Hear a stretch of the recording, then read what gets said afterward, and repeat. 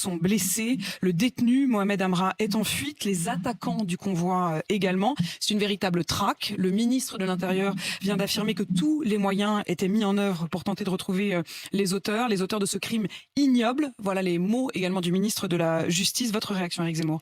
Et d'abord, avant tout, je voudrais transmettre mes pensées et mes sentiments pour les familles de ces deux gardiens de prison. Une, je sais, était enceinte de 5 mois. L'autre femme avait 2 enfants dont l'un devait fêter son anniversaire dans ces jours-ci.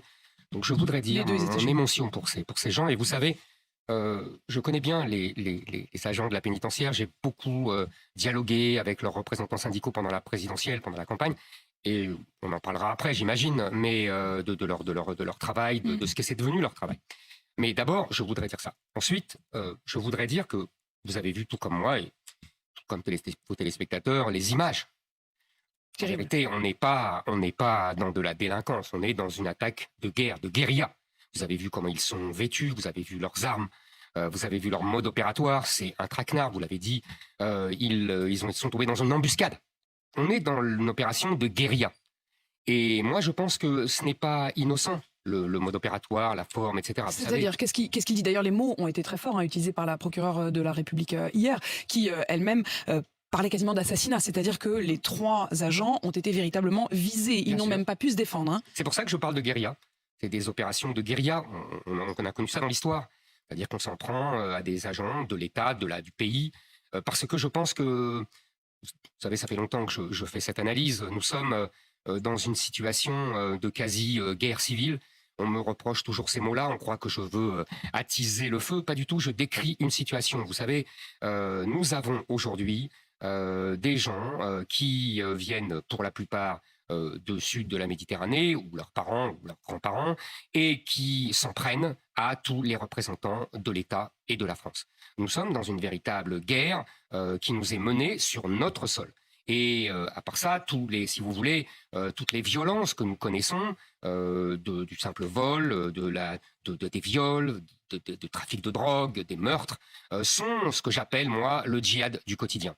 Pour bien montrer, si vous voulez... Je veux comprendre. Ce qui s'est passé hier, l'objectif était au départ de libérer leurs camarades. Bien sûr. On est bien d'accord. Évidemment. Vous dites l'objectif premier était d'abattre des agents? Non, pas du tout.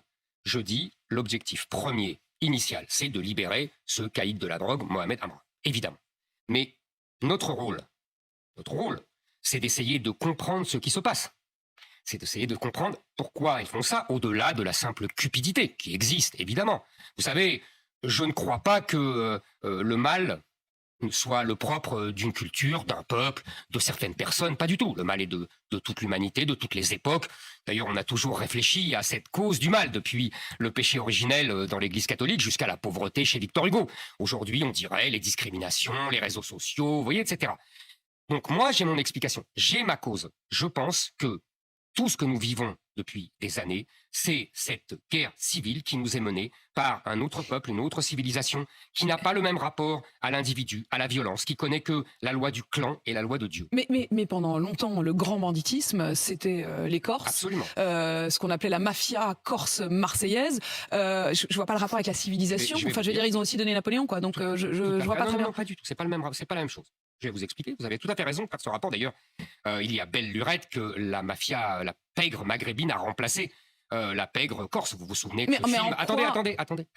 J'ai compris. Allez-y. Vous vous souvenez de ce film magnifique de Jacques Audiard, Un prophète, qui montrait justement le remplacement de la pègre corse par la pègre maghrébine. Le Corse avait des réseaux mafieux et c'était la cupidité qui les actionnait. Je pense aujourd'hui, c'est mon analyse, et ça a des conséquences, que ce n'est pas seulement la cupidité qui les anime, mais que c'est une espèce de djihad contre les koufars. Les koufars, vous savez, ce sont les infidèles. Je pense qu'il y a cette composante qui est majeure dans ce conflit, dans cet affrontement. Qu'est-ce qu'on répond à ça? Quand j'entends les propos de Marion Maréchal, tête de liste Reconquête aux Européennes, qui hier dit « Face à un acte aussi barbare, il faut traquer Mohamed Amra et ses complices comme des kouachis et les arrêter à tout prix, mort ou vif ». Mort ou vif? Mort ou vif? Ça vous choque Oui, ce qui me choque, c'est que mort ou vif, Mhm. c'est de la part d'une responsable politique, Mais- une forme d'acceptation de la peine de mort. Mais vous croyez vraiment que ces gens-là, eux, ont renoncé à la peine de mort? Pas du tout, mais Alors, précisément parce qu'ils n'y ont pas renoncé, est-ce que nous devrions donc, y renoncer? attendez, moi, ce qu'elle a voulu dire, je le pense. Ça veut dire que vous les prenez comme modèle? Vous pensez que comme ils Ce que font je veux ça, dire, il c'est faut le que- faire aussi? Ce que je veux dire, c'est que la peine de mort sera définitivement abolie quand les méchants l'aboliront. Et ce n'est pas demain. Et ce que je veux dire aussi, ce qu'elle a voulu dire, Donc c'est c'est que... œil pour Attendez, œil. laissez-moi finir. Ça veut dire que c'est œil pour œil, dent pour dent. Non, mais c'est très attendez. important ce que vous dites. La phrase que vous venez de formuler. Vous savez, œil pour œil, dent pour dent était un grand progrès de l'humanité. Parce qu'on ne tuait pas la famille, etc. Mais on ne va pas rentrer dans cette discussion. Non, non, si, c'est anthropologique. très important parce que vous venez de dire la peine de mort ne sera pleinement abolie en France que Est-ce lorsque. que vous croyez que la peine de mort a été abolie pour ces pauvres gardiens de prison? Non. C'est-à-dire, je comprends pas. Ils Le ont été droit. Il assassinés. n'y a pas une différence pour vous entre le droit. Ce que je veux dire, je vais vous expliquer. Je pense qu'elle a voulu dire, c'est qu'il ne faut pas que les policiers soient inhibés. Il ne faut pas qu'ils soient inhibés par des règles. C'est pour ça que pendant la présidentielle, j'avais proposé pour la police une présomption de légitime défense. Pour justement qu'ils ne soient pas engoncés dans des règles qui les affaiblissent face à ces assassins de sang-froid, comme vous l'avez dit vous-même. Donc, vous savez, dans d'autres pays, la police israélienne, la police américaine n'a pas nos tabous. C'est tout ce qu'elle a voulu dire. Maintenant, si on peut les avoir vivants et qu'il peut y avoir un procès, c'est très bien. Moi, je suis pour la justice, je suis pour un procès, je suis pour le respect des règles Pour vous, c'est un judiciaires. tabou. Oui, C'est un tabou. j'en Le ai- fait de ne vous pas, savez, de ne pas j'ai discuté- tuer et je vais vous d'essayer d'arrêter. expliquer. Je vais vous expliquer. J'ai discuté avec beaucoup de policiers. Et ils me disent tous que désormais, ils hésitent avant de sortir leurs armes parce qu'ils se disent, ça va être terrible, on va être embrouillé, on va être mis en examen, on va être condamné, on va être insulté partout, etc. J'entends comme vous, Donc, moi, ce que j'entends je comme veux, vous ces c'est que témoignages. c'est la peur Bien change de sûr. camp, c'est tout. J'entends comme vous ces Voilà. témoignages. La question que je vous pose, c'est face à une situation que vous-même vous décrivez comme étant, vous considérez que c'est une forme de Guerrier. guerre civile. Ah, Vous estimez donc que le rôle de l'État, des représentants de l'État, n'est pas précisément, et des élus, de ceux qui leur donneraient peut-être demain des ordres, si vous étiez au pouvoir, vous ou Marion Maréchal, ça n'est pas de leur dire capturez-les, c'est de leur dire mort ou vif. C'est le Far West. le Far West, vous savez, Mort ou on vif, en est loin. cette expression, c'est Aujourd'hui- l'expression des affichettes du Far West. Bien sûr. On est bien d'accord. Bien sûr. Cette référence, tout le Évidemment. monde l'a en tête. Évidemment.